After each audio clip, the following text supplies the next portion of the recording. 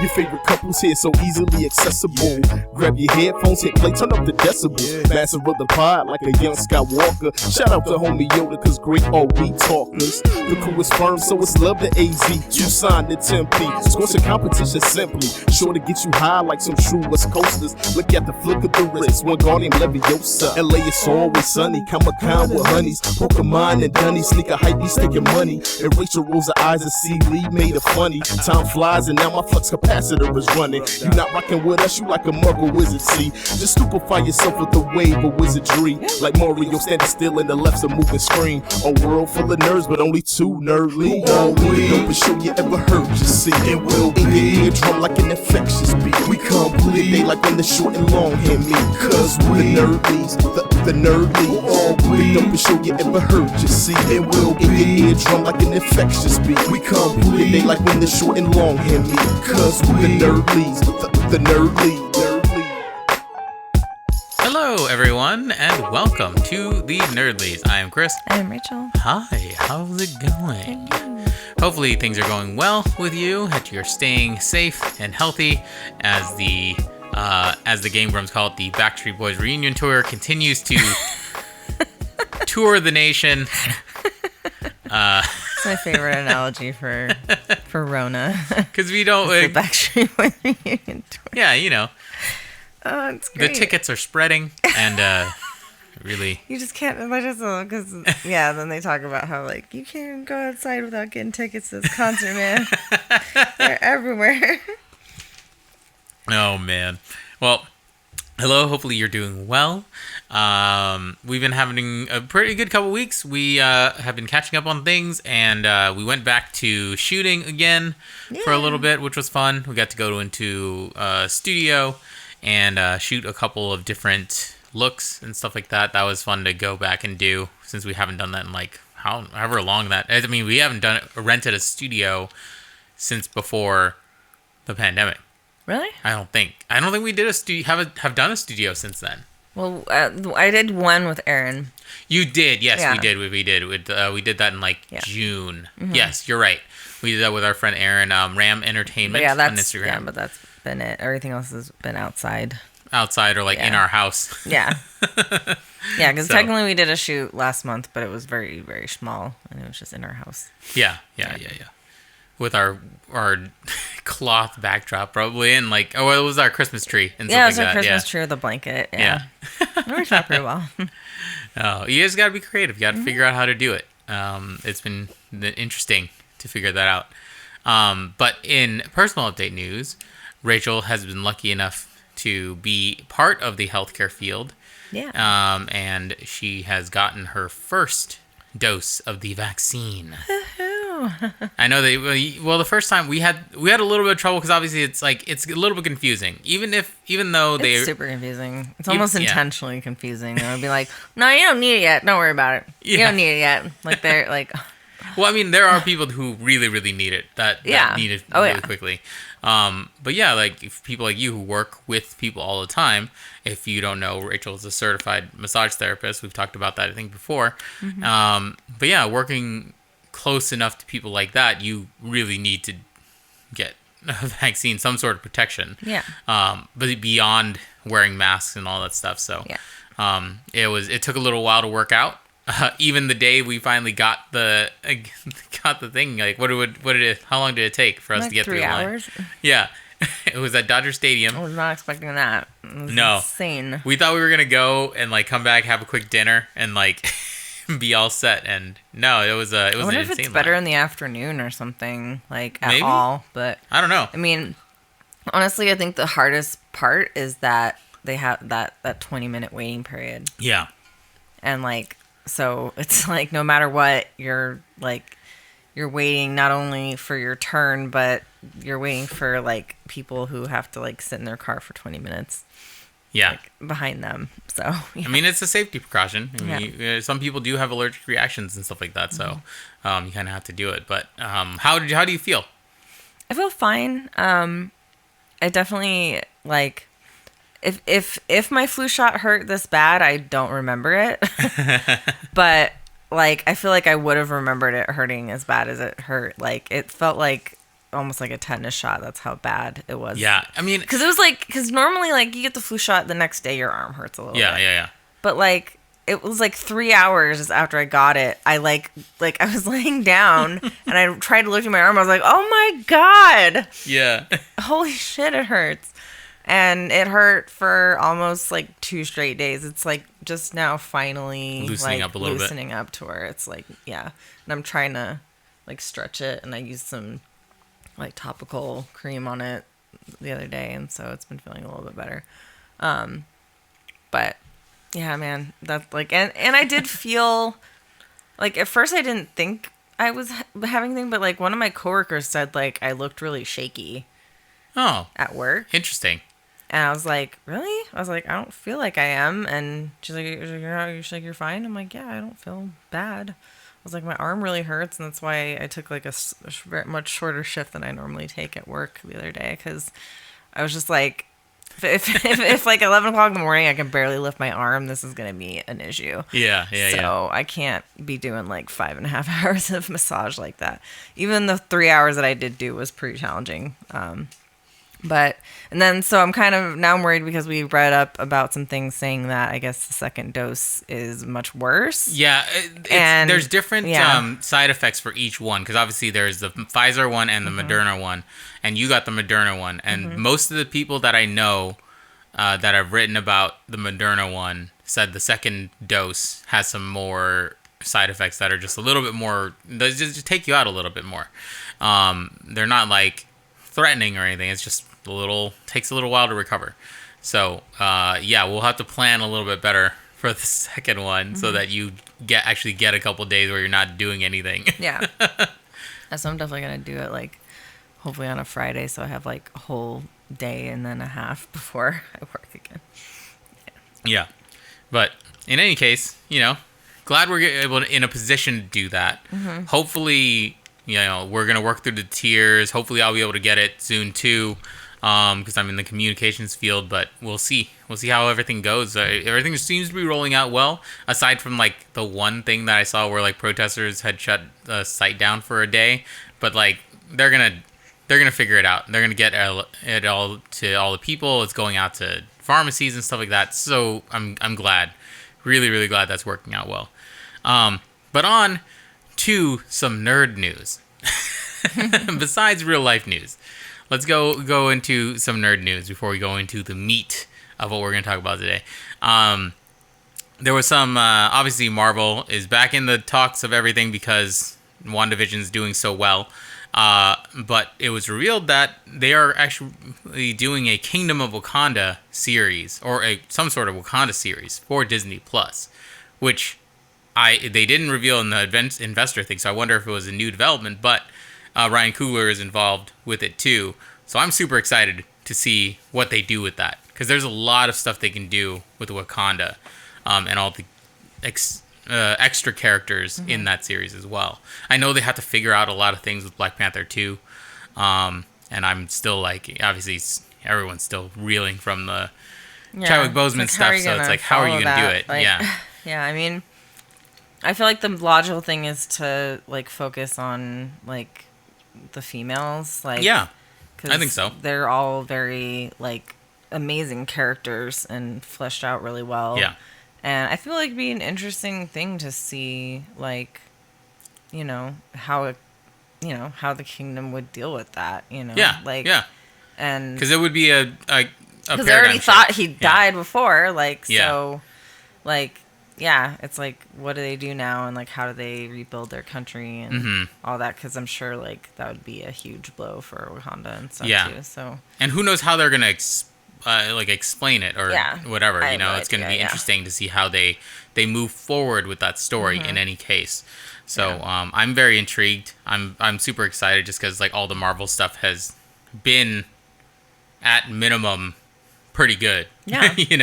Like everything, like we were talking about. I have no doubt it's going to be awesome. Yeah. Like, especially if I don't know if they've talked about who's directing it yet. But I don't think they have. I know that Ryan Coogler, who was the main driving force of the first one, is involved. I don't know if he's directing all of it or anything like that, but he's involved in producing it, I believe.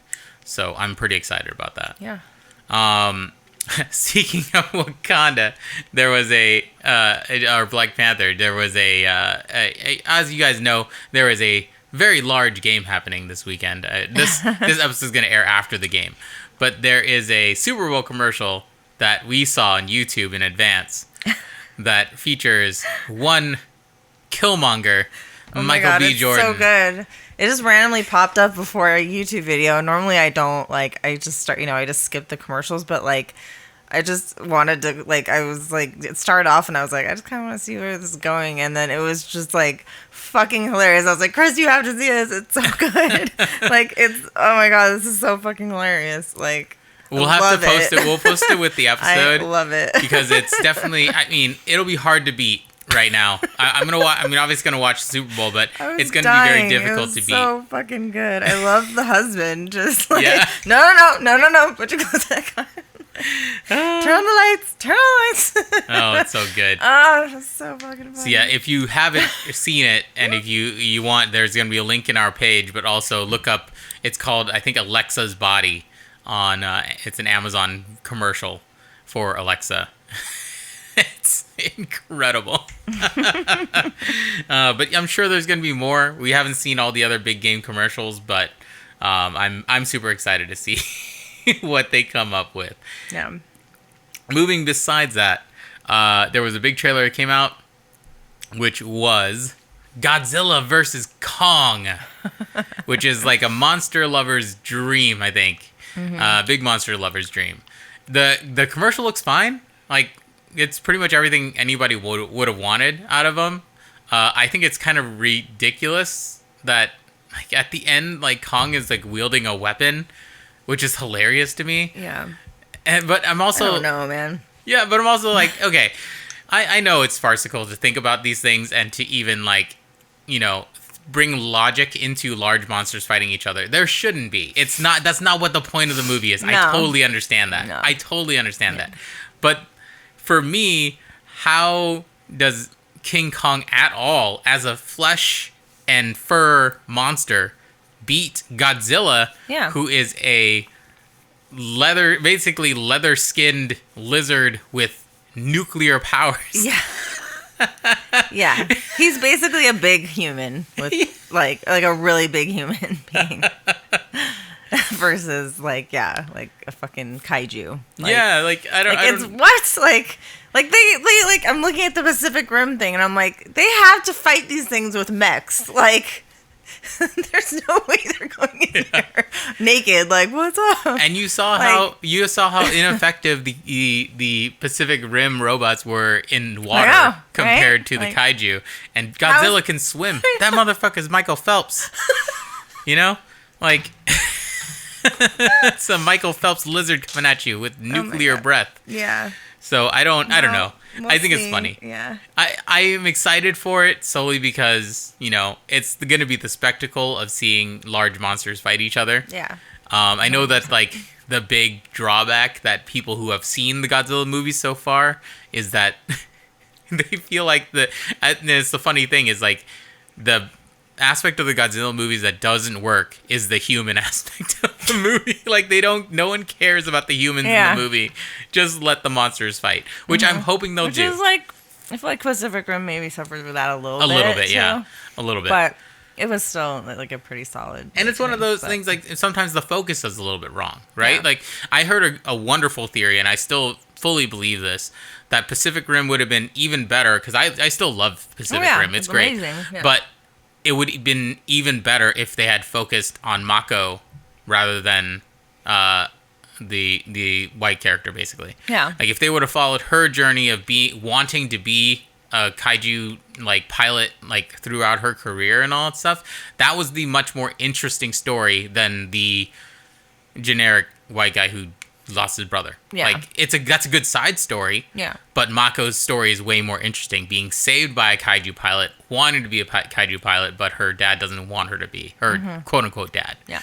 So it would have been way more interesting to follow her. Yeah. No, I totally agree with that. Yeah. Yeah. And we still haven't watched the second one, which is sad because I do like John Boyega, but I just haven't watched the second one. Yeah. But yeah, I have no doubts that people are gonna like it. There's gonna be fun fight scenes. I still haven't watched King of the Monsters, which I should because one of my favorite kaiju is in it, King Ghidorah, the three-headed dragon. Yeah. So I have to add that to the list. It's not great, but yeah, I've heard the story is not great, but I've heard some of the fights are really good. But what my friend Brian was saying, like you could just watch the fights on YouTube, which I could just do that. I might just do that, which is fine. But yeah, so that's coming out soon-ish. I don't know when. The last little bit of like movie geek news is that they said that Zack Snyder's reshoots for Justice League have finished, so we can look forward to that. Yeah. And I'm like, I think it's funny, like people are very very of two minds about the movie, which I'm like, I thought it was fine. It's not great. It's nothing like DC hasn't like surpassed their pinnacles of what they can do. And like anything that gives me extra, like what the original person's vision, I'm excited to see it in that respect. Just to see what Zack Snyder thought this movie was going to be. Because obviously the mishmash of what we got was not ideal. So to see him fulfill that is going to be interesting. I'm not like, oh shit, I really needed to see Zack Snyder's like vision of it, but it'll be interesting to see what he thought the movie could have been. Yeah. So that's where my intrigue in the movie is. But it is funny, like people are like, oh, people just really expect this Justice League movie to be like really good. I'm like, I don't expect it to be really good. I expect it to be different. That's all I expect out of it. No, I don't have much expectation for it either. Like, I thought Justice League was a pretty fun movie, but I'm not like... It has one of the better DC moments that they've done so far, which is that, just in a microcosm at least, is just that Flash and Superman fight. Oh yeah, is amazing. Incredible in that movie. Yeah. But yeah, we'll see what this darker take that Zack Snyder's doing is gonna do for the movie, or whether it's even darker, or like, I don't know, it's gonna be stylized. Like we know what he can do with visuals, so it'll be interesting to see what happens with the movie once it comes out. Whether people are actually gonna be happy with their thing. No one's ever gonna be happy with anything. No. I more so mean like the actors. I feel like the actors weren't super happy with what came out with the amalgam of what him and Joss Whedon did. So like to see whether they're satisfied with how Zack Snyder portrays their portrayals of those characters coming out of this version of the Justice League. It'll be intriguing. And we get to see it on HBO Max for basically not quote unquote free. So I'm excited for that. And then just found out like right before the podcast that Raya and the Last Dragon is coming out for Disney Plus on the Premier Access, like just like Mulan did. So you'll have to pay a little bit extra to get it for in advance. But I'm excited to see that movie too. All of the trailers look incredible, and Pixar and Disney Animation just does an incredible job. I'm still just waiting for them to say when they're gonna just put out Black Widow on the platform, because they keep saying they're gonna do it in May, which is fine, like for theaters, I guess. But I don't know how many people are still gonna go out to theater. I mean, I think a lot of people will go out to theaters if it's available, but I think I'm still going to want to watch it at home, personally. Yeah. But we'll see. We'll see what happens. On the gaming front. I was going to say, I thought maybe it'd be good to just mention that Christopher Plummer passed away. Yes. Like, he's a fucking legend. Like, absolutely. I kind of glazed over it the past couple days, but and I'm sad that I haven't seen Knives Out yet because I want to, but I guess he was in that. Yeah, he was. Chris Evans got to meet him, and I've seen everyone who's talked about him said he was just like a fucking classy dude and like super cool. And he had a long, beautiful career. He's been around for a long time, and he has some roles that are pretty unforgettable. So he was the Von Trapp dude. Sound of Music, like like super iconic. Yeah, super iconic. Like it's amazing. So rest in peace, Christopher Plummer. Big long career. will be missed by a lot of people. I think it's great. Like, it's crazy now thinking about celebrity deaths in the whole scheme of things. Yeah. Because there's so much stuff just going on in general. Yeah. That when that happens, it's like, oh God, I hope it wasn't COVID. That's all I think about, and then I kind of like don't think about anything else. Yeah. And I should. You got to take your time. Like if it's a actor that you really loved, you got to process it a little bit. Yeah. And all that stuff. But yeah, it's harder to process now that it's like, am I thinking about that person not being here anymore? Or am I just thinking about the Backstreet Boys reunion tour? Right. Yeah. Yep. It's tough. A lot of life right now. Yeah. Yeah. But yeah, R.I.P. Christopher Plummer. I was gonna say, on the video game front, we finally started playing. We played this game called Stories Untold a while ago.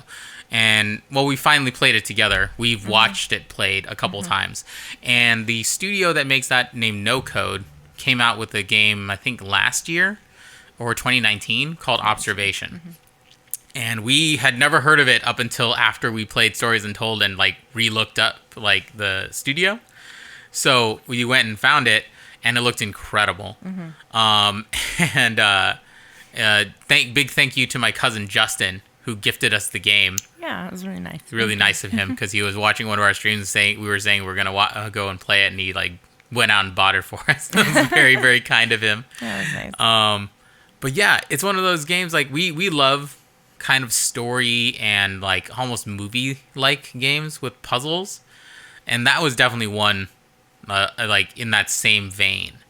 What did you think of it? I mean, obviously you watched it before I played it because you needed to know certain things because of your anxiety and stuff like that.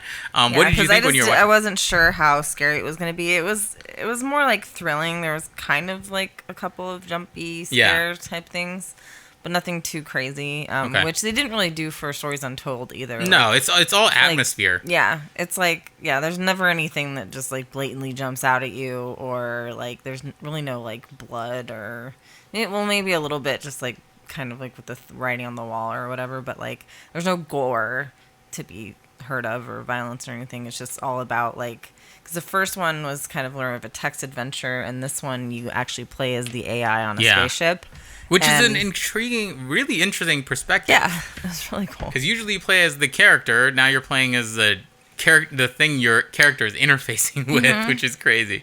Yeah, so like, yeah, in a way, like you kind of, although you feel like you're playing as this AI character, you really, because you are an artificial intelligence, all you, like, as a person, you care about this girl who you're helping, and Emma, and so that's, like, who you're invested in for the most part, so you kind of feel like you're kind of playing her, but mainly just helping her to get to where she needs to be, and like, I don't want to spoil too much of it, just in case like people want to play it, but I would highly recommend it. Like, it's a really interesting and kind of like fucked up thing. Like, the only thing I would say is if, like, I guess if you're into like an exploratory game where you have to like figure out a bunch of puzzles and they don't handhold you like at all. Yeah. But you like that sense of accomplishment and doing stuff like that, then I would definitely recommend it. But if you are more interested in just the story and everything, it is definitely worth it to, I think, look at a walkthrough when you're doing it. Yeah. Because some of the puzzles are very difficult. Like because of the nature, it's a really like, they did a really good job of making this like pretty expansive space. Like, they made a full space station. That you can go through, and as the AI, like, sometimes you have to just go. You're switching between different camera angles, but then there's also a point where you're in a sphere that has little thrusters on it, and you can move around the ship independently. So, in that respect, you're having to like scan the walls and stuff and do 360s, and sometimes it's really disorienting, especially when a lot of the wings and things look exactly the same. And so sometimes it's hard to like keep going back and forth between the maps. So I would definitely say it's worth it to look at a walkthrough. if you don't want to get super frustrated with it. But as a story, it's so fucking cool. And like has a lot of like holy shit moments and like really crazy twists and stuff. Like it feels like watching a movie, like which is my favorite absolutely. Which is my favorite game trope, or my favorite type of game, is where I feel like you're getting like to interact, part of it, and like the you're story getting to interact, is like but the so story's intriguing going, and like I just love story. If a game does not have story anymore, I pretty much don't care. I care a little bit. Like I enjoy watching, like right now, Ross and or Dan and Aaron on Game Grumps are playing Ross's levels that he made recently in Mario Maker, which is fun to watch in that respect because it's just funny to watch them fail a bunch of times and get mad because Ross is a sadist. But in general, like as a gamer, I really am all about story, and there's just so many good ones within indie games. Like there really is. It's just like unfathomable. Yeah, and the indie storytellers are incredible. I've been watching, obviously, I've been getting more involved in Twitch lately and stuff like that. And as much as I don't like the feeling of being scared so much, but like some of the more intriguing games on Twitch or like on Twitch and on Steam are horror games. Like they are super, super interesting. And if you can make yourself feel the like what the character's going through or whatever, it just makes the scares even deeper. Yeah. You know? Or the thrills even deeper, which is why I think horror games work so well on Twitch for certain viewers. I've been watching people play this game called The Medium, which is I think it's available on Xbox Game Pass and a couple other things, but it's a horror game, thriller game that's just incredible in the way that it looks, and the story and the mechanics of it is kind of crazy. Like they're doing some very interesting things. So watch out for that space. I think that, I think, I echo what Rachel said. Observation is a lot of fun. Look up a walkthrough if you can't figure out. I mean, I can usually figure out puzzles kind of okay, and there were definitely a couple of them that were like, okay, I don't know what I'm supposed to be doing, or like I don't know where I'm oriented on the map to figure out where I need to go. So looking up a walkthrough is very, very helpful in that game and knowing what to look for. But yeah, I would highly recommend. The ending of Observation is incredible. Even though, like, I mean, I didn't know anything about it. Rachel had seen it once before, but we were still like, holy crap, like that looks so cool. And it's completely different playing a game and actually hearing it like in your headphones, like super close, and reacting to the sounds and how they game design and everything. Like, oh, it's great. Personally, I just started playing BioShock, which I've never played before. I know I'm something like 8 years to 9 years late or something like that, maybe more. But I found a good deal on BioShock Remastered and BioShock 2 and BioShock Infinite. So slowly going to work my way through those games. It's pretty tough. They're first-person shooter style games, and there's definitely some jumps in there. Like some of the enemies are really creepy. But I'm enjoying my time so far. But if you want to watch us play games, twitch.tv/thenerdlies. I've been trying to do streams on like Tuesdays, Thursdays, and Sundays. And then, Keanu's over here rubbing her face all over Rachel's mic. She has things to say, and she's playing with a bottle cap. She can't.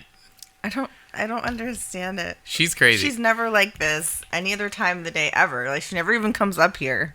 She only likes this. It's like she needs permission. Like, she's like, no, you have to be doing stuff over here for me to. Yeah. She only hangs out over here if we're hanging out over here, and sometimes it seems like she doesn't like it.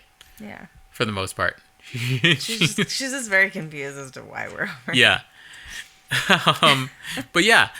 Anyway, so going to the meat of, I think that's all of the stuff we have for games, right? Going to the meat of the conversation, which is, of course, WandaVision. Now, I'm going to start off. We said some pretty harsh things about WandaVision first couple episodes. Well, I think we did. What did we do? 1, 2, and 3 first thing, or did we even get to 3? I don't even know if we did. I don't remember if we did or not. Yeah. But starting at 3, you're starting to get the things that we kind of wanted out of the episodes.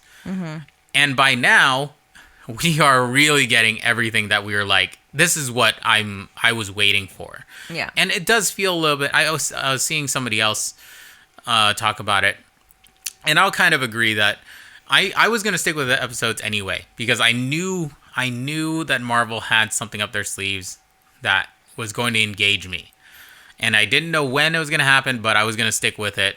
I mean, it would have been harder if it was later in the episodes, but I think it worked in the respect that it gave you 2 episodes where you're like, okay, what is this show?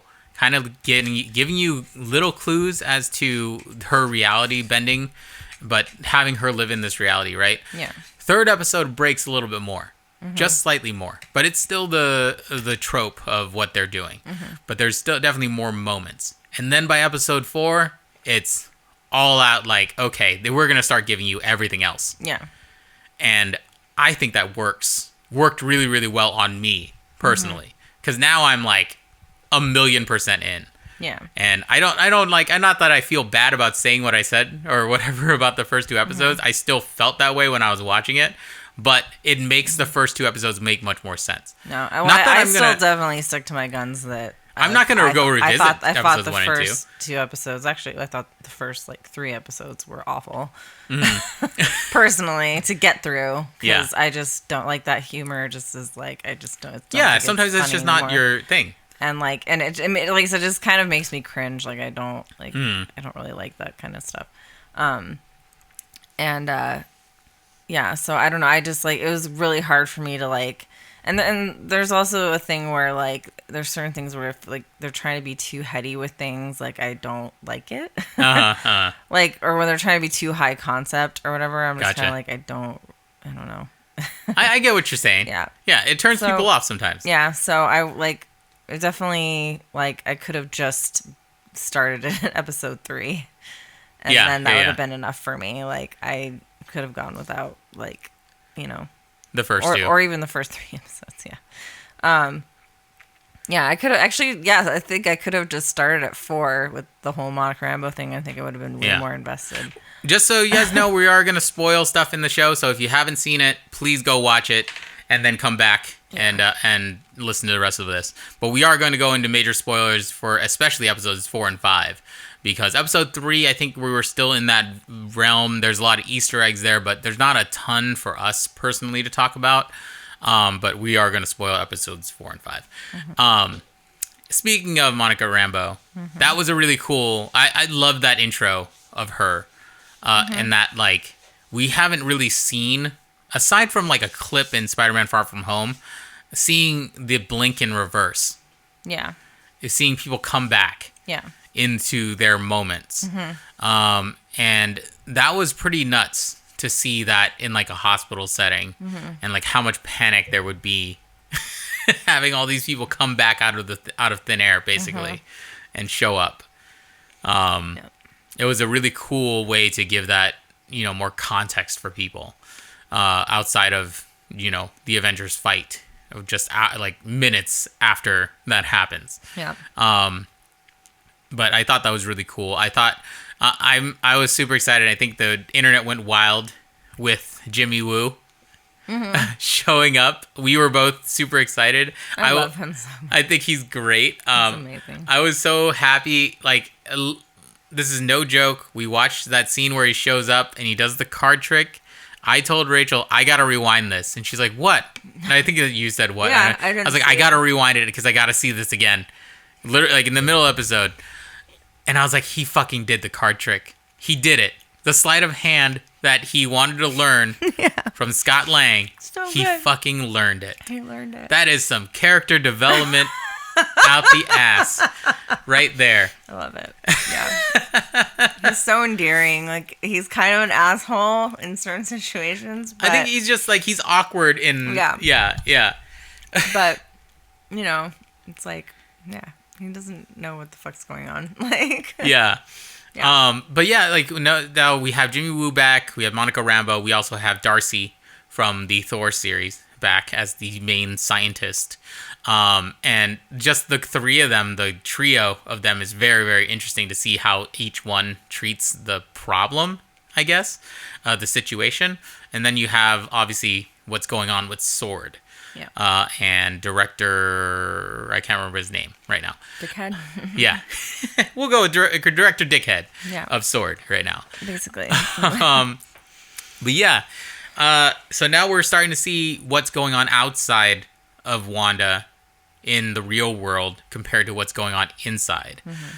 And man, I will say the 4th episode, that reveal of Vision, like obviously that affected you a lot. Yeah. And even like for me, I was like, oh my God, that's one of the more... It scared the fucking shit out of me. It's one of the more graphic... Because it's out of nowhere. Yeah. It's out of fucking nowhere. I was just like, are you like, what? Yeah. Like... fucking like that grayed out body. God. with the indentation of his head. It's super creepy, and it's definitely one of the more creepy moments you've ever seen in a Marvel thing. Yeah, like the only thing I can think of that was like semi creepy besides that was like in Doctor Strange when his hands become more hands. Mm-hmm. That wigged me out a little bit. Yeah, because it's such a creepy visual. Like you're just your fingers sprouting more hands, and then ooh. But man, that turn reveal, I mean, obviously everything is helped by music. So like the music hit when it happens too. And it's like, oh shit, the reality is kind of breaking on her a little bit. Yeah. You know? Yeah. But then we get to episode 5, which is obviously the most recent one. And now we're jumping in between the reality between Wanda's reality and what's really going on outside. Mm-hmm. And this is the pace I wanted from the beginning. Yeah. This is what I wanted to see, like That's why I said I could have started at 4 and been fine, because like you get the context of 1 and 2 in 4 completely. Yeah. Because you start watching it from Darcy's perspective of seeing the broadcast. But yeah, like now you're seeing all of the stuff running concurrently and how those things are causing problems within Wanda's world and without. And the details that Marvel is going through is really, really cool, because when Wanda comes out, there's a scene where they go in with the drone, with the 80s technology drone, and then she gets fired upon. Mm-hmm. And she comes out and is one of the most intimidating figures. Yeah. To like humans, obviously. Mm-hmm. Like, but it's also like her truest form, I think, and at least to everyone who knows like who she is in the comics. Yeah. Like, she's kind of been like, they really haven't highlighted her that much. No, they haven't. Like, she's kind of just been like a side/background kind of character, and like she has cool powers, but they don't really show you like what she's capable of. Yeah. And like. And now, like, having just started actually reading some of the comics, I'm like, she's like up there with Jean Grey in like terms of like even and Captain Marvel, like possibly even more powerful. You know? And I'm like, damn, I like had no idea, like just because all I know her from is the movies. Yeah, I didn't realize that she had this like fucking time bomb in her head. I was like, oh my god. Yeah. Like, and now that I've read that, it's like I think that really like because we just saved read it for me. I was like, all right, I'm in. Like, I want to know. Like, I want to know, like, what's going to happen, like, how they're going to tell it in their own way, like, yeah. So what we're referencing is House of M, which is one of the major storylines with Scarlet Witch. Obviously, they reference a lot of stuff, even, I have a series, this mini-series that I'm reading that's from the 80s of Vision and Scarlet Witch as well, and there's been a couple of runs of them. But obviously, we've been watching a lot of videos from Nerdist. Nerdist has a ton of great videos. Every single episode, they come out with videos of Easter eggs and what you should look out for, things they're taking inspiration from, which has been super interesting. But obviously, the biggest one that everyone's focusing on because it's kind of a more modern tale and it fits more with what we're seeing is House of M, which is Wanda is just totally fucking with reality. So if you haven't read that, please go read that, because I think that is going to give us clues as to what is going to happen for the rest of this season. Now, obviously, this episode is incredible. Like, really, really seeing... I enjoyed the tension of seeing what Vision is figuring out on his own, because he's so smart. And I think it was poignant with the way he says, like, you can't control me like you control them. Yeah. Because... it was one of those things kind of like, it's almost like it's a parallel to like how he was saying like the only person that can like basically break the time stone on me is you. So like the only person that can counteract her hex magic is him. Yeah. Because he is not affected by that.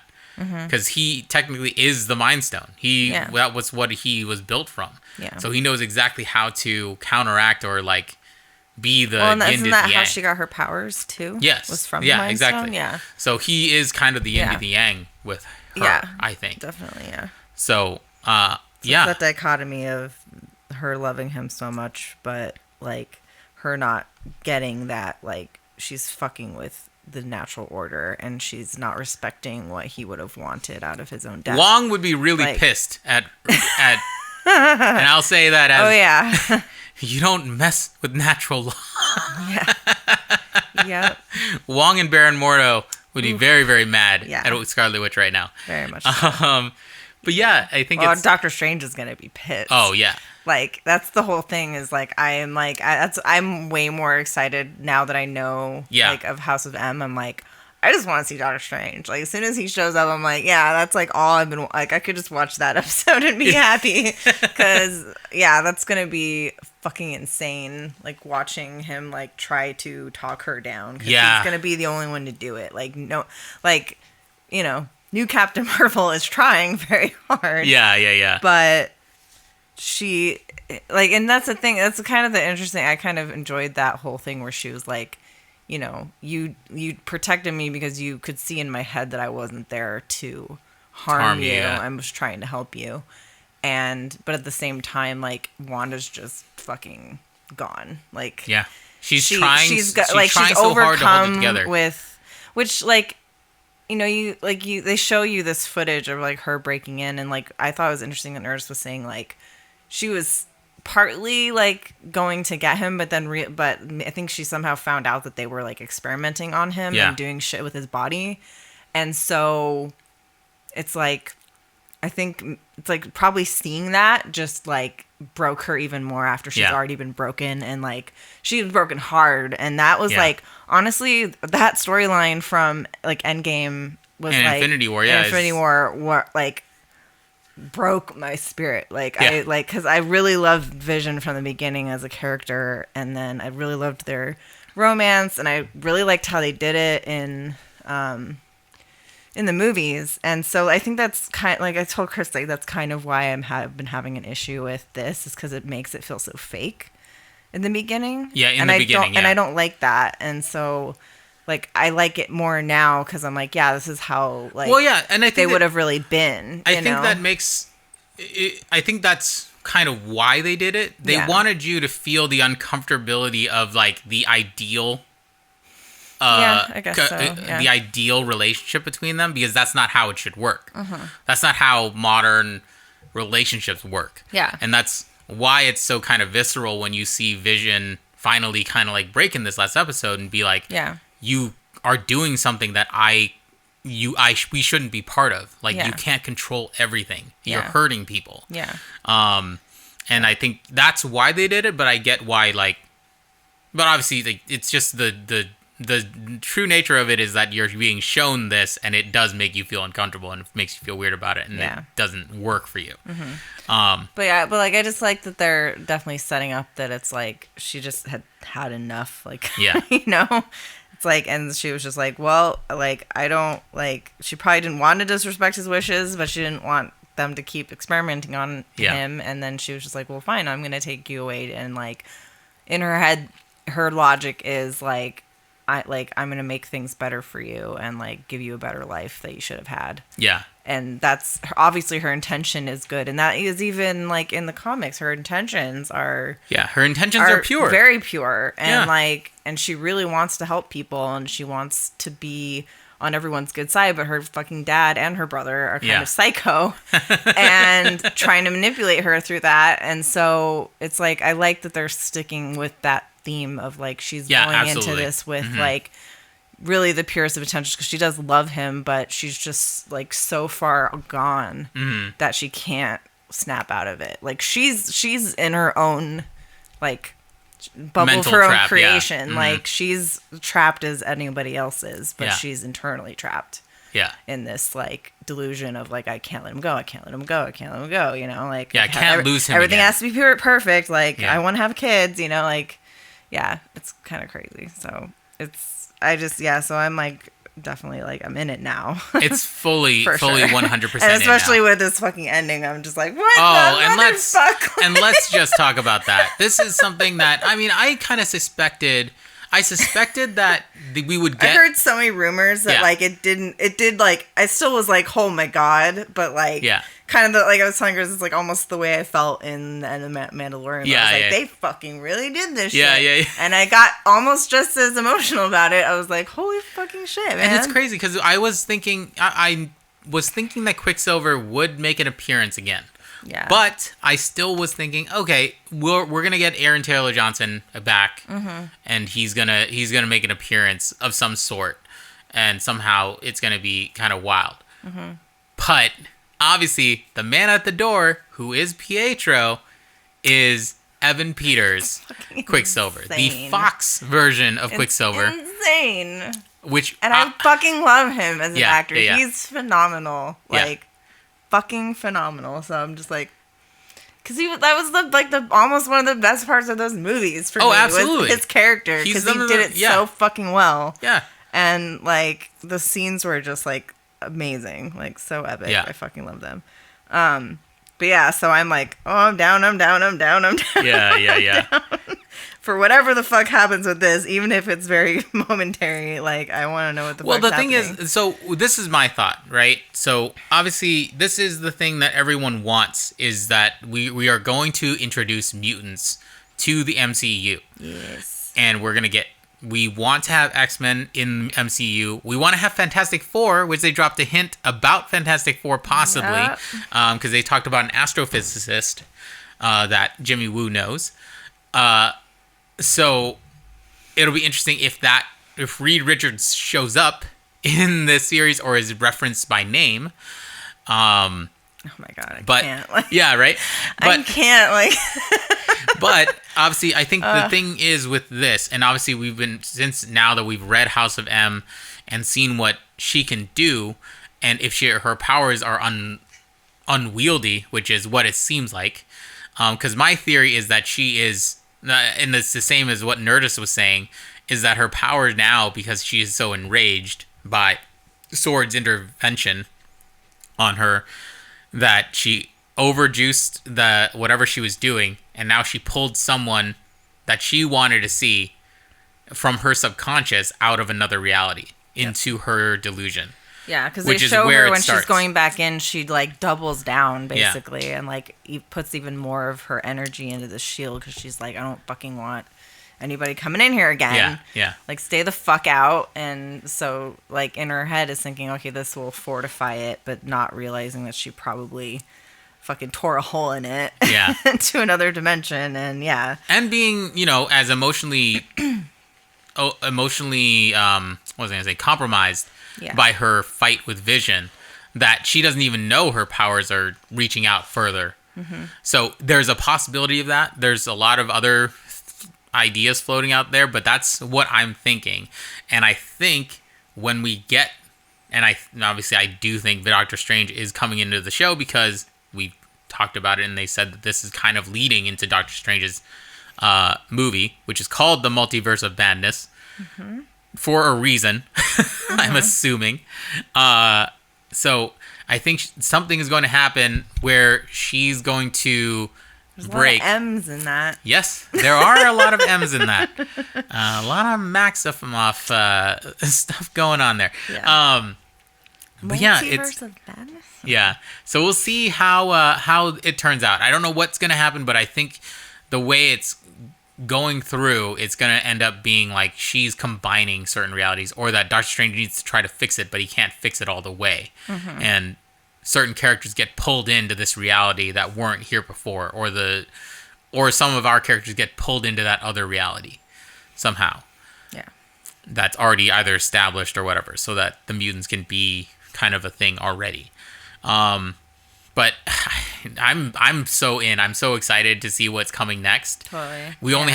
We're halfway through the season, 4 episodes left, and this one really ramped up significantly, obviously. This is just, like you said, just as big as the Luke Skywalker moment. And that was at the end of Mandalorian season 2. This is the middle of the season. Yeah. So let's see who else they pull in. Yeah, see like, who else shows beer. up. Yeah, right. We'll do it sooner, and we'll blow more minds. And I'm gonna say I'm just so happy that like, you know, like I said, we didn't say very nice things about the first 2 episodes. I don't have to. You don't have to say nice things about the first 2 episodes. Mm-hmm. But I think if I'm taking the episodes in whole, now that I've seen all of it, it makes more sense why the first 2 are the way that they are. For me, to me personally, because like now, I said, I do get it more now, but it doesn't make me like them anymore. No, yeah. I'm just saying I get it. Yeah, that's all I'm saying. I don't. Still not my cup of tea, but that's just. I'm not trying to make an argument to make you like it. No, I know. I'm just saying. I'm just saying, like, that it's not my jam. I'm super happy to see how intimidating Scarlet Witch gets to be. And, she's already. And like I said, crazy. I didn't bring up the I forgot. I think I didn't bring it up because I think we got sidetracked a little. But when she comes out of the thing, the detail that Marvel shows in the series where she comes out of the bubble and she's back to her Sokovian accent is such an amazing little like subtle thing that like she can't hold her accent being like that good old American person that she is on the show that she's creating. Yeah. Outside of the bubble. I thought that was really, really cool. And obviously seeing like, you know, they've kind of confirmed that, and obviously there was confirmed by Kevin Feige outside of in a certain interview, but she is one of the most powerful. She could have taken down Thanos by herself if not for Thanos shooting the planet or shooting them with rockets, basically. Yeah. So she is a scary bitch. Yes, she is. Oh, I love it though. I'm so excited to see how this turns out. What are you? You're just waiting to see the Doctor Strange thing, which I mean you're waiting to see more, but I think that's what you're most excited about. Yeah, I mean, I think that's what I'm looking forward to the most. But obviously, I'm also very intrigued by this character that I think might be this witch lady. Yeah. And then also this demon guy that they're still talking about. We haven't figured out what Catherine Hahn's business in this is all. Like, because she is like the second-hand person to her. And she knows what's going on. Yeah. Clearly. Through this episode, she exactly knows what's going on. Yeah. And obviously people still are thinking... so my theory is, because obviously people are still thinking the whole Mephisto angle. Because Mephisto is a huge character in that... I guess some people are saying they think that, like, there's some few people who think that Pietro is this guy in disguise, which I don't think that's the case. I really do think that she pulled him in from a different universe. But I don't, like, it wouldn't surprise me if this lady is this, like... witch and that who probably maybe came to her when she felt this thing, like maybe it drew her in and she wanted to help her or like help her or he told her to go, like I have a feeling it's like I have a feeling somehow she is this like witch who was like drawn to this hex and is like, I think in things we haven't seen, maybe they've had discussions beforehand of like, I need you to help me pull this off because she is like, she's always the helper. Always she's there. Always like helping. So like, I feel like in my head, maybe that's what they're gonna show. Maybe like at like this time period before her taking Vision and figuring out that she was gonna do this thing. Like, because we still haven't seen her like go to this town and start whatever she did it whatever, and like so. There's definitely like gonna be shit like behind the scenes and like that had happened that we don't know about, and it definitely involves her because obviously like she's in every episode of WandaVision of her own creation. Catherine Hahn Agnes is there. Yeah. So we'll see what happens with her. My theory, my brain says that she's pulled in Evan Peters, Pietro, and now not just because he's there, he's then part of her. Did she bring her dad too? Well, no, that's what I'm saying. Yeah, so that's like what I want to fucking know. Yeah, I'm like, is she gonna bring fucking? Well, that's what I think is the interesting part is that she brought in Pietro out of her subconscious, technically, and if she is this overpowered and like she can pull people from, she may have pulled someone in unintentionally. which is why I think possibly that's how Mephisto fits into this, where he gets pulled in unintentionally into her bubble or something, and then he becomes somehow the big bad or whatever. But we could also go consistently with her as technically being the big bad of her own show. Yeah. And Doctor Strange has to be the hero. Yeah. But what I think is that we're not going to get I think the situation that ends in this series is something, obviously it's going to lead into Doctor Strange Multiverse of Madness, so it's not going to be a closed ending. It's going to be something that has a wide effect on the Marvel Universe, which is why we're going to have a movie about it afterwards. But also, because she is so close to New York, where Spider-Man is happening, that is why we're hearing all this craziness in the casting stuff for Spider-Man. Because even though he will have his own storyline, because this is happening right next door in New Jersey, there's no way that Spider-Man's story could not be affected by this. Which is why we're hearing all these reality bending castings where we have Toby and Andrew in the mix, and all these guys that are reality bending into the Spider-Verse sort of story stuff going into Spider-Man 3. Yeah. So we'll be seeing soon how much this affects the whole thing.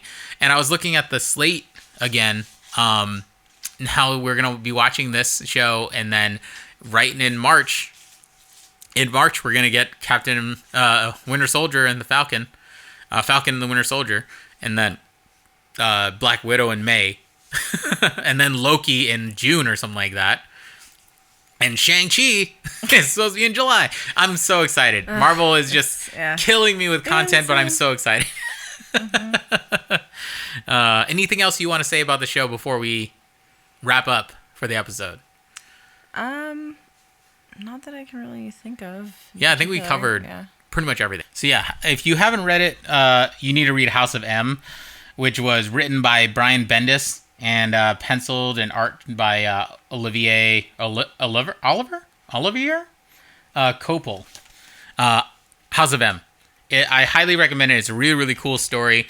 If you aren't into comic books and just like the drama of it, it's really beautifully done. It might get a little confusing if you don't know comics, because there's a lot of characters. And there's a lot of people involved, but all the big hitters are in there. You have Doctor Strange involved. You have Wolverine. You have Magneto.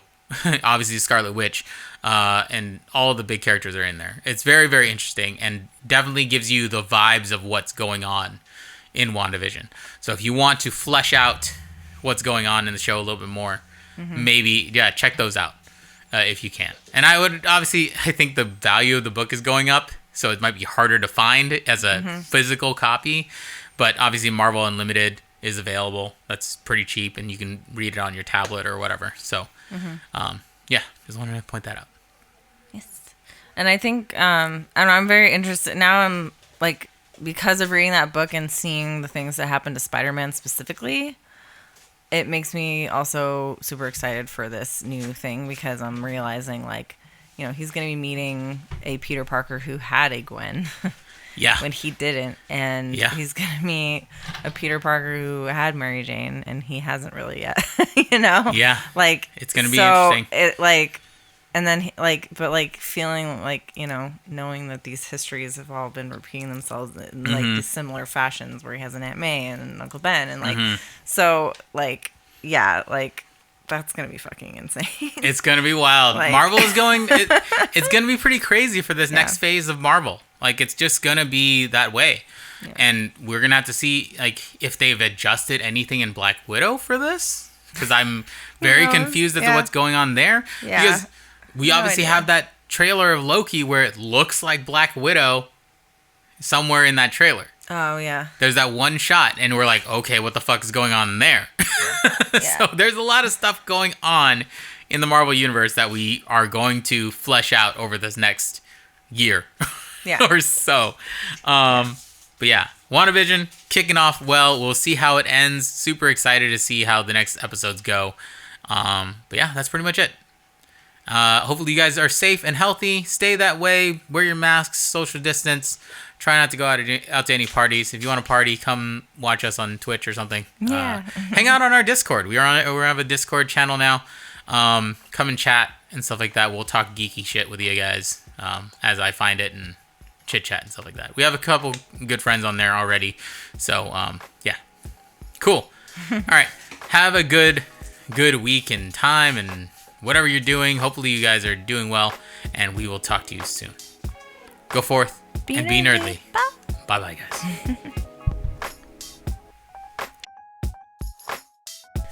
Hey everyone, if you like this episode or any of the episodes that we've had, please do us a favor and go on Apple Podcasts or Stitcher and write us a review, and just subscribe to us on any of the platforms that you have. You can follow us on our social media at the Nerdlies, pretty much everywhere: Facebook, Twitter, Twitch, and what's the words? Instagram, YouTube.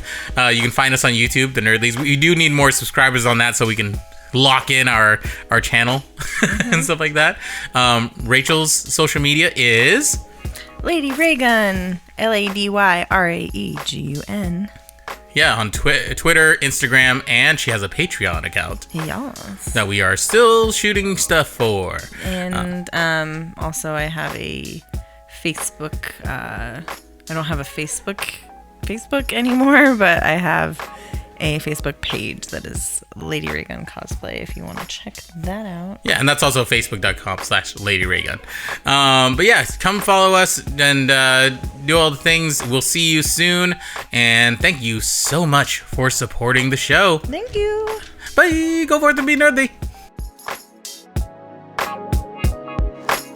Who are we? Don't be sure you ever heard you see. It will be in your eardrum like an infectious beat. We complete, they like when the short and long hear me. Cause we the Nerdlies, the Nerdy. Who are we? Don't be sure you ever heard you see. It will be in your eardrum like an infectious beat. We complete, they like when the short and long hear me. Cause we the Nerdlies, the Nerdlies.